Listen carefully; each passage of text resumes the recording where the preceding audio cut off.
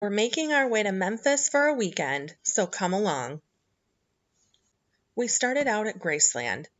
Even before you get onto the property, the walls along the sidewalk are covered with years of messages from fans. And the gates are exactly the same, they're just harder to read unless you're up close. There's a short walk up the driveway, and once you round the corner, you can see the house where Elvis lived and died.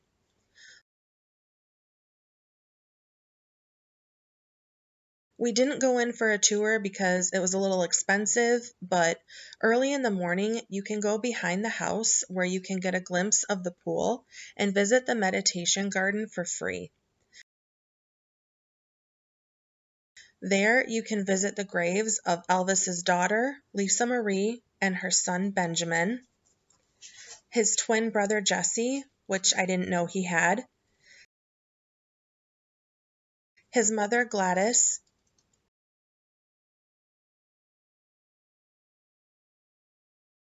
his father Vernon,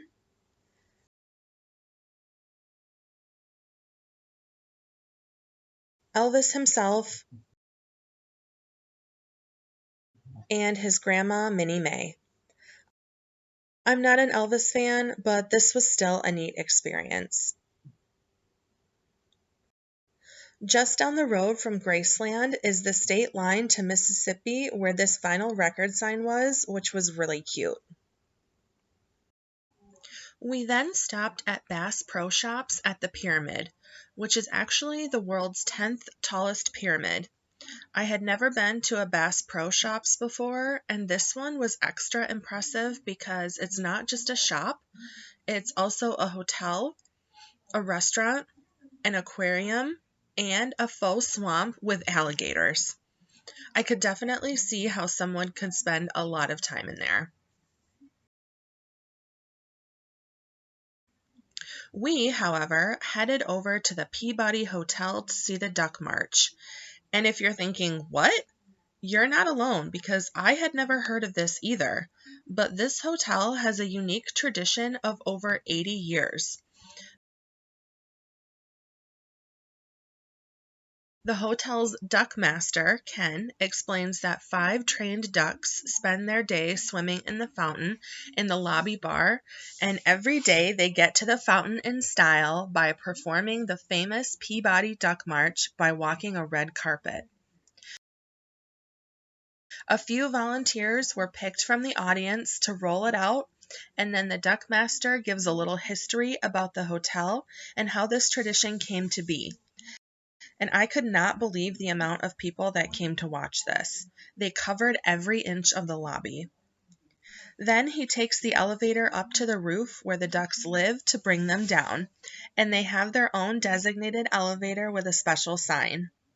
We got a spot right in front of the elevator so we could see them get off, but once they passed us, everybody crowded the red carpet, so sadly we couldn't see them actually enter the fountain.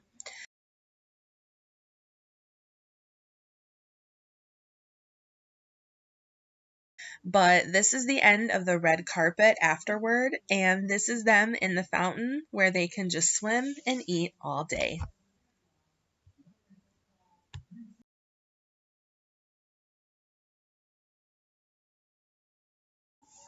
When off duty, the ducks live in the Duck Palace located on the hotel's rooftop. And after the march, you can actually take the elevator up to take a look at it.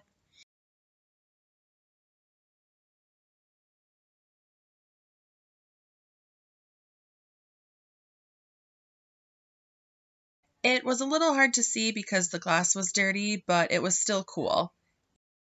We saw this Elvis statue while making our way down to Beale Street for some shopping. Beale Street is known for its history of blues music. And maybe it's because we went during the day, but I didn't find it super exciting, except for Dyer's Burgers. I loved the neon lighting and the old-time atmosphere.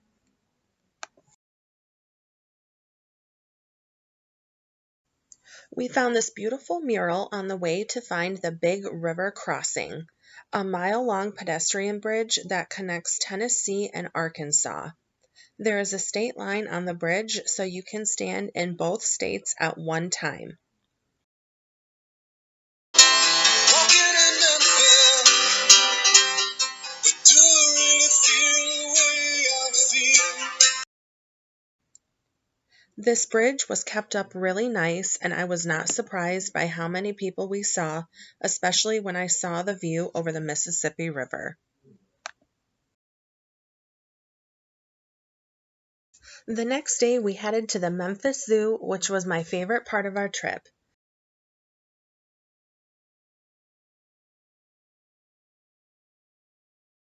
It was a big zoo with a nice variety of over 3,000 animals, which all seemed active and happy.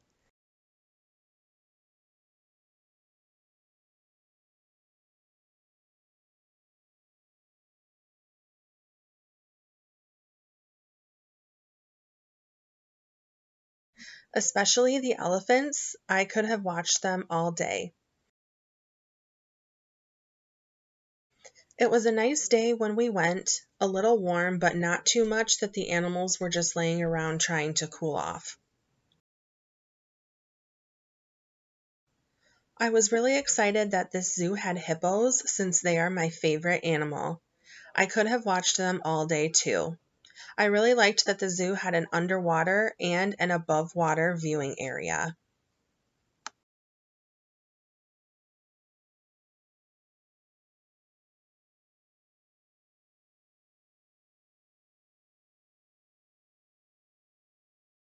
The red pandas and the tigers both had cubs we were hoping to see, but unfortunately they were not on exhibit, so we only saw the adults. With the exception of those, we got to see every animal.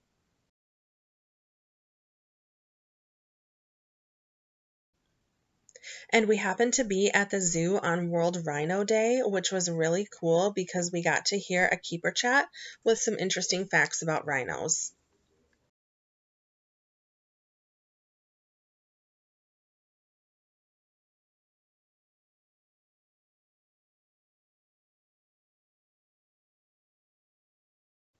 The bear habitat was really cool. They had a viewing area at eye level so you could see the bears in the water and on the ground, but they also had a trail that leads you up to a waterfall so you can have an aerial view of them as well. And of course, the big cats are always a fan favorite.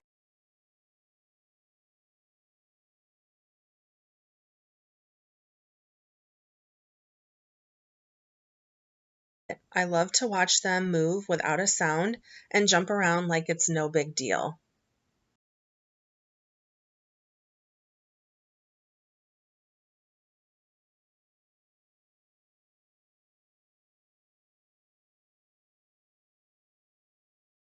We ended our trip watching the light show on the Hernando de Soto Bridge. Thanks for coming to Memphis with me. See you next time.